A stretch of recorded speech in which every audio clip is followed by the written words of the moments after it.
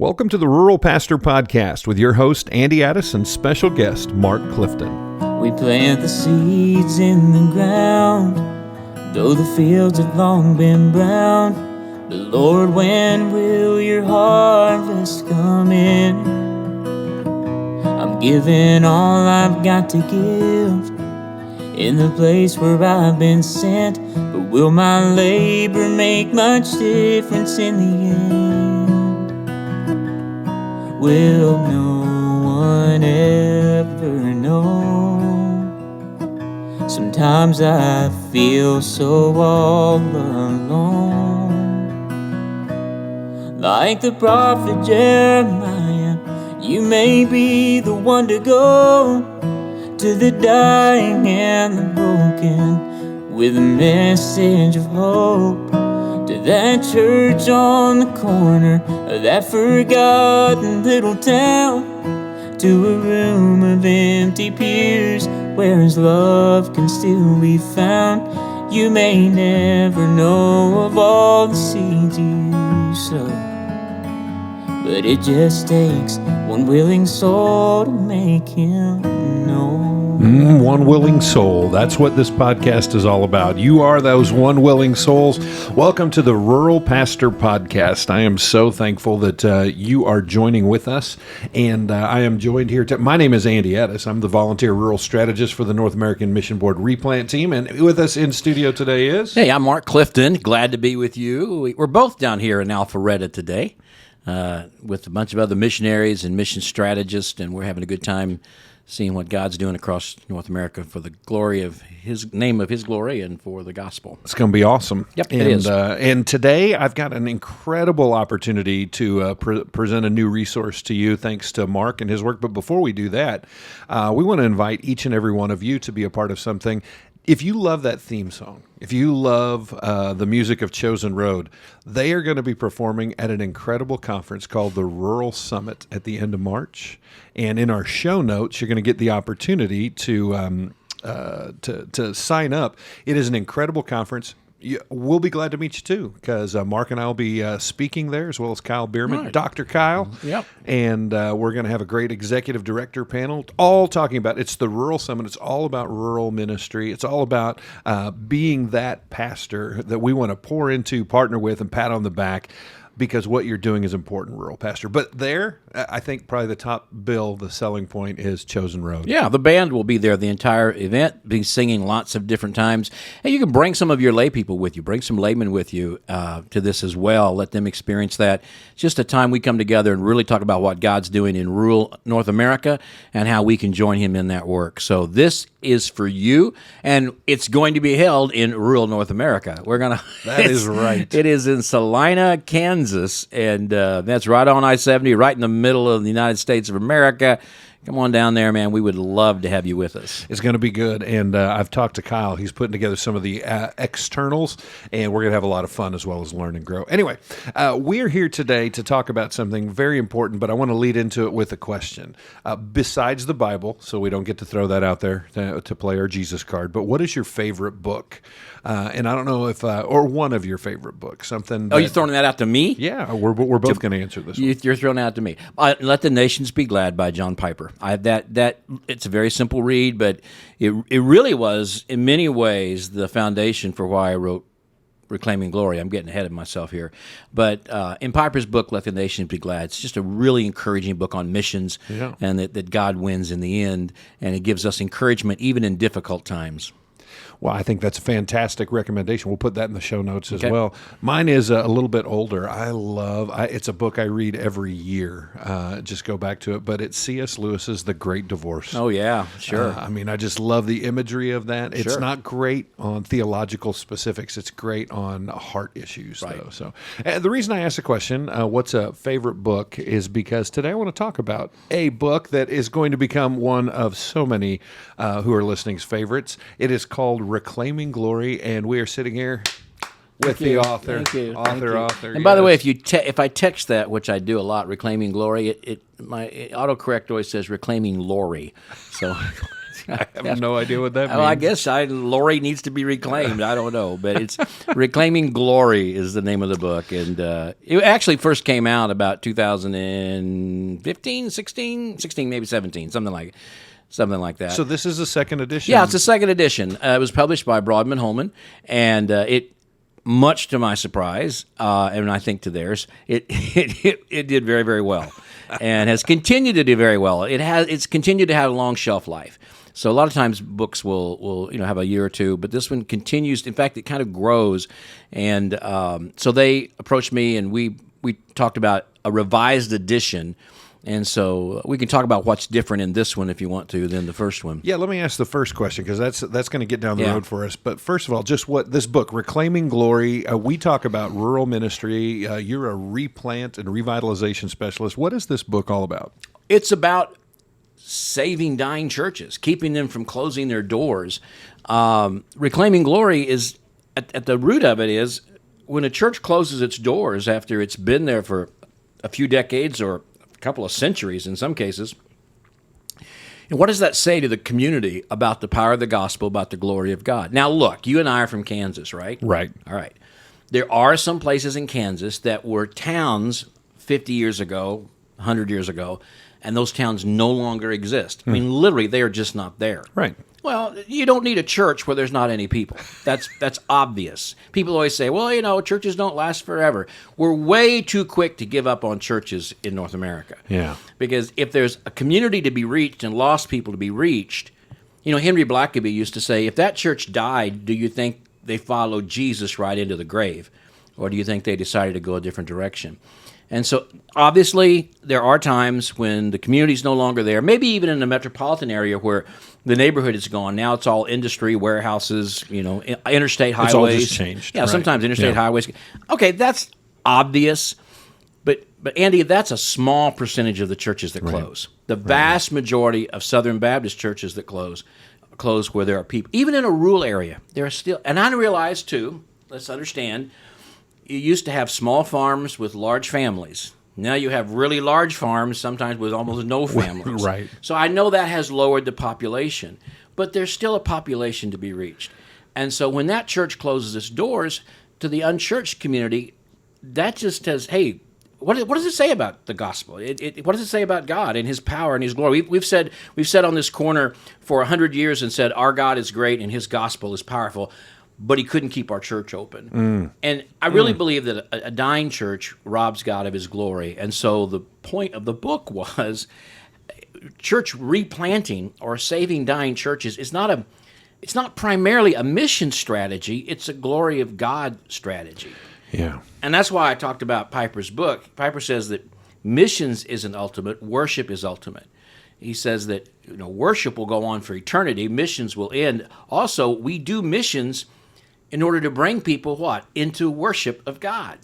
And so now replanting dying churches is an act of worship. So that's why the whole book, reframed around that name, is Reclaiming God's Glory. So now when we struggle and battle to reclaim a dying church, it's actually an act of worship. And we're going to, when we get to the end of the questions that I have for you, that I want to return to that issue of worship because I've got some pull quotes from just chapter 1. I don't want to ruin this for anybody who is planning on reading the book. So I promise you, I'm only quoting you from chapter 1. But let me go back to this reclaiming glory here. And here's why I love this. I don't see this as primarily just reclaiming churches in the context of a facility and a group of people who are meeting. I see this, every step of this, as you're reclaiming the glory of God in the lives of these leaders. Absolutely. It is a rekindling in them. Absolutely. So let me read you your own words. It says this: dying churches are more critical in the realm of eternity than an underachieving baseball team. And you'll have to read the book to know his illustration there. And we're facing a dying church dilemma in North America. Every year in my denomination, the Southern Baptist Convention, 900 churches disappear from our rolls. Most of them just close their doors. But the reality is that's just the tip of the iceberg. According to Lifeway research, only about 15% of SBC churches are healthy, growing, and multiplying churches. The vast majority of our churches in North America are struggling. And the reason I wanted to pull that out is those are the stats. That's the reality. But even the ones that aren't closing their doors, there's a need to reclaim the glory. Oh, absolutely. There's a discouragement. I'll sit down with a pastor, and I understand. I want to be there for him. I want to be a shoulder he can lean on. I want him to be able to pour out his heart to me. But what I hear so often is, oh man, our older folks are dying and passing away. We can't reach the younger people. The building is in need of repair. The community is so resistant to us. What we've done before simply doesn't work. And all that's true. What I don't hear him saying is, man, I'll tell you what, even though there's only 6 people there last Sunday morning, the risen Christ was among us. And he's got they've lost that sense that Jesus is still present with them. And he is. It's a little bit like the disciples when they were in the boat in the midst of a storm, and they couldn't see Jesus. Well, he knew where they were. That's right. And he was coming That's to them. right. And I just think that part of the reason that this book is needed is to remind people, no matter how desperate and dire your situation, Jesus has a church, and he loves your church, and he has a plan for your church.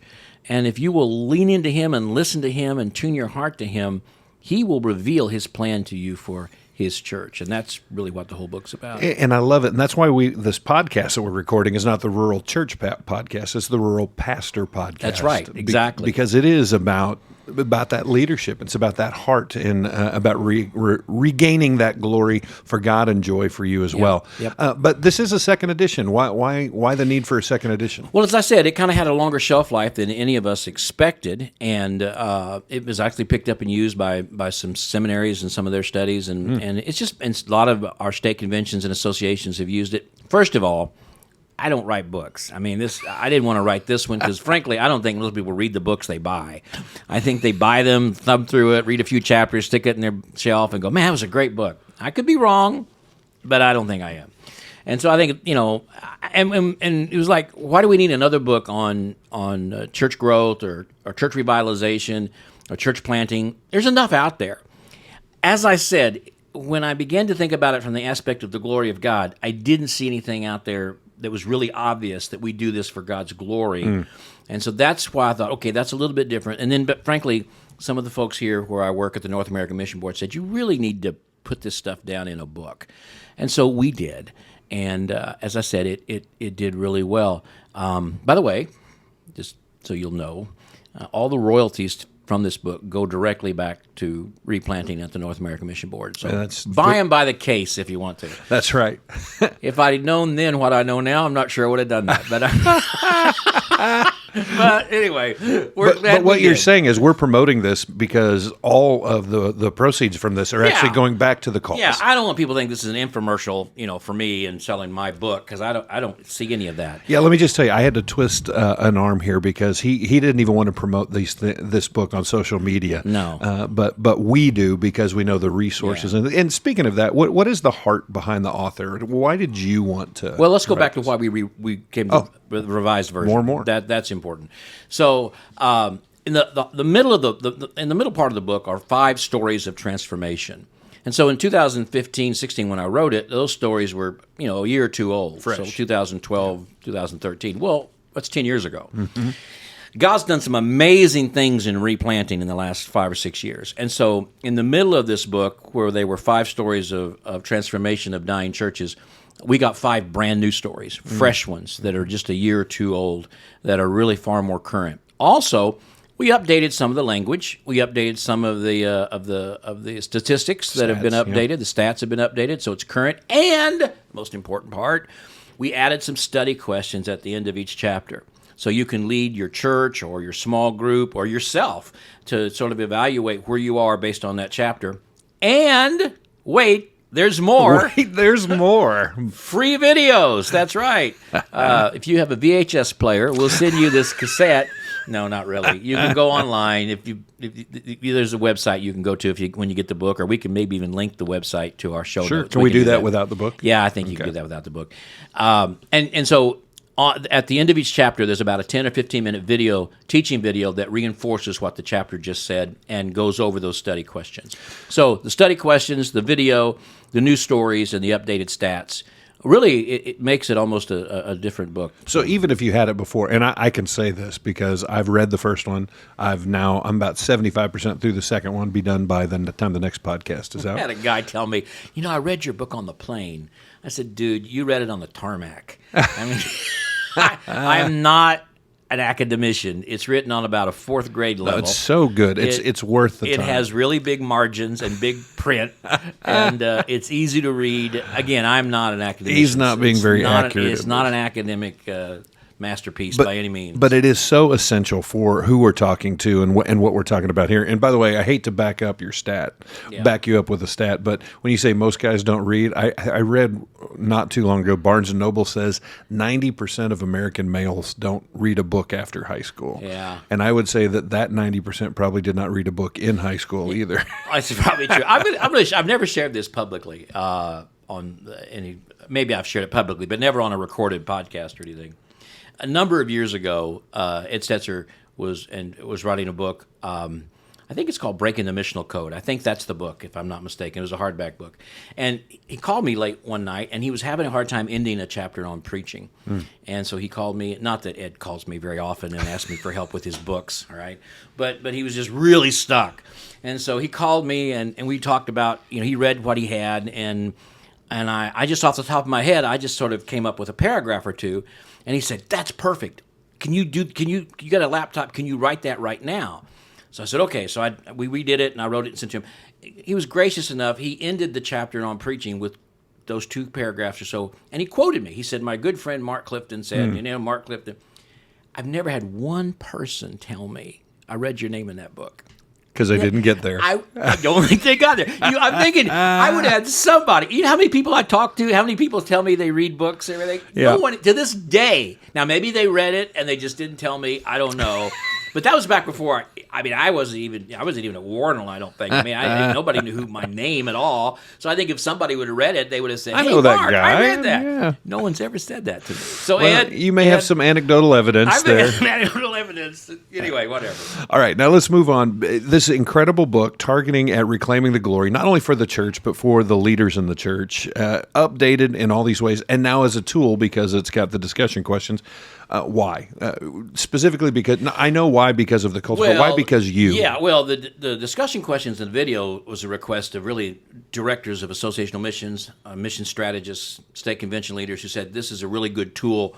We'd like to use it more. And so that was just sort of a natural outflow of it, was to take it almost, as we say, to the next level. Oh, yeah. I love it. You can write that down and use it. I came up with that years ago. Did you? People have stolen it from me. The whole nother level came from another level.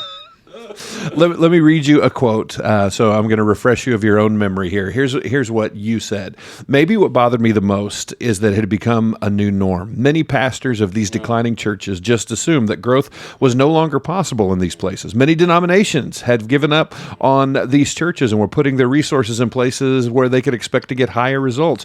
But I couldn't get one particular thought out of my head. What about a dying church brings glory to God? It was a stunner for me. The question changed my life, not because of my answer to it, but because I had no answer." That's absolutely right. When I left Canada in about 2002 or 3 or something, came to Kansas City, Missouri, to be the associate director of missions there, and when I kind of grew up in that area. So when I came back like 20, 25 years later, there were some churches that were really influential in that area when I was a teenager that were gone. I mean, they weren't closed. They were wiped off the map. I mean, the buildings were even gone. How does this happen? Time and time again, there were 7 churches in the downtown Kansas City, Missouri area right after the Second World War. There is none now, not one Southern Baptist church. I mean, they're all gone. And so as I was looking at that, I was thinking, what in the world does it say about the power of the gospel in a city or a town or a countryside where the church doesn't remain open? It has to close its doors. And it just was I know people would say, well, you got to put your resources where the growth is. But then here's the deal. I would gather pastors in our association together. And look, we kind of have two, The church growth movement, I'm a child of it because I grew up in it. That's when it was formative in my development. There were some things in the church growth movement that were really, really good. There were some things that kind of became carnal, not intentional. But one of the things it did, it created sort of a win-lose scenario. If your church was growing, you were on the winning team. If your church was declining, you were on the losing team. Right. And you need to get on the winning team. And that's not healthy. Because if your church is growing, you're on the winning team, that kind of leads to pride. That's not good. And if your church is declining, you're on the losing team, that leads to discouragement, and that's not good. So so I began to see that. And so what we kind of had was we had sort of a tier of churches that were doing really well, growing, and that's great. Praise the Lord. Thank you, Jesus. We need that. And then we had like a bunch of churches that were just barely hanging on, and very few in the middle. And today we even sort of have a lot of larger churches and then a lot of little micro churches. Churches used to be 300, and now they're 100 or 50. And so I would gather these pastors together. Andy, I'm getting to my point here. I write a lot better than I speak. So I gather these pastors together, and every one of them were like, well, our church is dying. Well, our church, we can't reach people. It's like they all agreed this is just the way things are. Just gave up. And I thought, man, there are Christians in countries where you're going to be beheaded for being a believer, that the church is growing rapidly and tremendous oppression. I mean, the gospel it can do anything. Christ can there's nothing he can't do. We've got to change our mind, our heart. We've got to see the world the way Jesus sees it. And again, it had become normal in these pastors' mind that this is just the way it is. And many times in mission strategies, like, well, we don't want to touch those dying churches. Let's go over here to the ones that are growing, or let's go across the street and start something brand new. And I just felt like God has a plan for every church. And if we'll listen to him, he'll tell us what it is. And that's why you had to be the one to write this book. You say there's a lot of books on the market, but your heart for that, your heart for seeing the rekindled love in the heart of the leader, the rekindled passion in the membership, and then the glory that returns to God when that church continues to thrive. And we're going to talk about this because we're going to take a couple podcasts to focus on this. But sometimes the path is different for a church. That isn't we're just going to turn things around and become this. Sometimes it means change. Oh, it's hard. It is so hard, Andy. It is so easy. Look, I've done both. God has allowed me in my I'm 63. I guess I was 18 when I started, so you do the math. When first church I ever pastored at 18. Yeah, I wouldn't want to have sat under my ministry, but nonetheless, it was a rural church. But anyhow, they were gracious. But in all those years, I've been able to be part of planting about a dozen churches. So until I started replanting a few years ago, that's all I did. So I understand the struggle of church planting. It is hard. It is spiritual warfare. But man, replanting a church, it is, in my experience, it is immensely harder because of this. In a church plant, you are always looking forward. I mean, you may not have a building, you may not have any facilities, you may not have any money, but at least it's sort of a white blank slate. Right. And people are more willing to get on board something if there's a future there. If you're in a church like I was at Warnell that seated 600 and we had 18 there the first Sunday, and a terrible checkered past of disruption and disfellowship and all that kind of stuff, who wants to be a part of that? And so it is much more difficult. Well, I don't want to get into all that, but it is hard work. We often say it's like rescuing a drowning swimmer. They'll beat you up all the way to the shore, but when you get to the shore, they'll be so grateful you rescued them. But man, you're going to take a lot of blows, a lot of hits, a lot of scratches before you can get them to the shore. And if you can't endure that, you can't replant a dying church. The difference between planting a church and replanting a church is the difference between having a baby and raising the dead. Yeah, that's true. Yeah, and they're both miraculous. They are. But one is phenomenally miraculous that takes God and God alone to do it. It's a double win, man, because you get to see a church, a building that doesn't go away, a ministry that doesn't disappear. God's glory is reclaimed. But then you get to see these people who were discouraged and despondent and many times carnal and hard-hearted and wounded. You get to see them come back to the glory of the gospel and the joy of being a believer, maybe at the very last years of their life. That is pretty important. Oh, and it's heart-changing for everybody involved. Okay, I'm going to read you one more quote, and then I'm going to ask you, we've got just a moment here, to answer this question after the quote. Who needs to read this book? So here's the quote. Understanding and embracing the fact that replanting church is an act of worship changes the motivation for replanting. We are doing this so that the glory of God is made known. So those who don't yet know God through the saving power of His Son Jesus can know Him and glorify Him. If replanting is an act of worship, then the struggle, the hardship, the pain, and the burden that comes with it for the leader in the flock have a real and powerful purpose. The purpose of the pain and the struggle is the glory of God, and when we remain focused on truth, the pain becomes a joy. So I ask the question again, who is it that needs to read this book? Every pastor. I don't mean that like, hey, every pastor needs to read my book. I don't mean that. I mean, every pastor goes through pain, suffering, and hurt. right. Because you're a target of the adversary. You are in a spiritual warfare. That's why you have to armor up, right? It is a battle. And you just need to be reminded of that there's a purpose in this pain. Look, I've got two sons, and when they were in college, back in those days, you would put a different ring, or a lot of people did, for different people on your phone, right? And so I was going to tell you what I had for my wife, but she wouldn't like that, so I'll tell you offline. But anyway, for one of my sons, I had the theme song from Sanford & Son, because, he's my son. And he was in college. He was at K-State. So I was down at the Lake of the Ozarks at a retreat for some pastors, and it's like 2:30 in the morning, right? And I hear my phone go off in the middle of the night, and it's the theme from Sanford & Son. So I know it's my K-State son. And I'm in a hotel. You don't know where your phone is. It's over on the dresser. It's 2, 3 in the morning.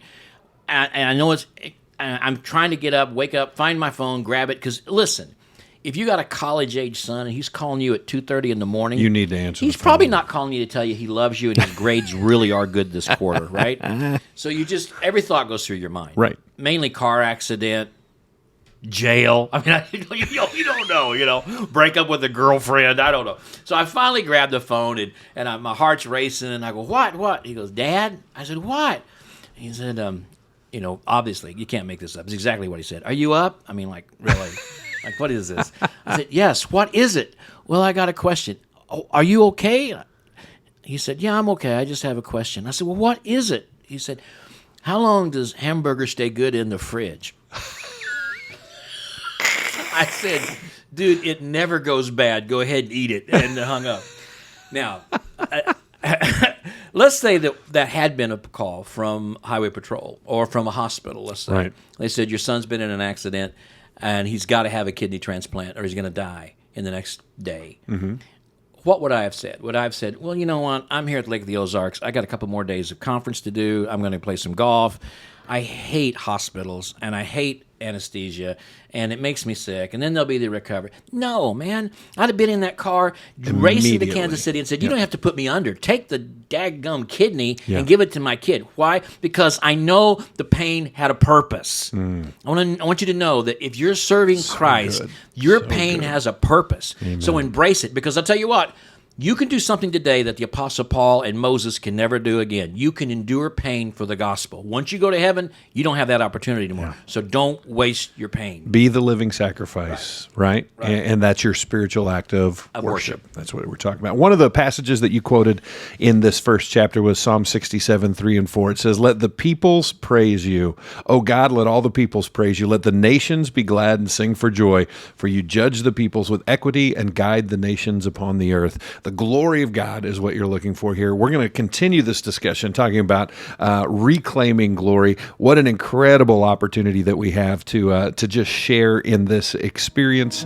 And I want to come back next week. We're going to talk about one of your best quotes in the book by one of the most stellar sources. All right, we'll be there, buddy. We'll get to it. Many blessings. We'll see you next time. Like the prophet Jeremiah, you may be the one to go to the dying and the broken with a message of hope.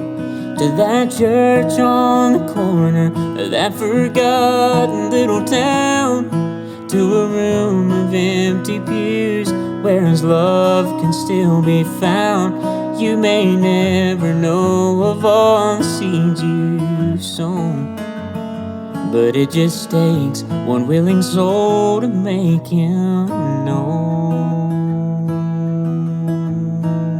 Thank you so much for joining us at the ruralpastorpodcast.com. A special thanks to Chosen Road for this incredible theme music, to 180 Digital, our corporate sponsor, and you can check out both of them at our website as well as other resources, because you're not alone. And Rural Pastor, we believe in you at the ruralpastorpodcast.com.